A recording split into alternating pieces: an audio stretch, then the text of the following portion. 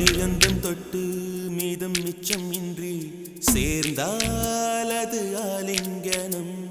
அச்சம் வெக்கம் விட்டு அந்தரங்க பூஜை செய்தால் அது ஆராதனம். நீங்க நீங்க கோல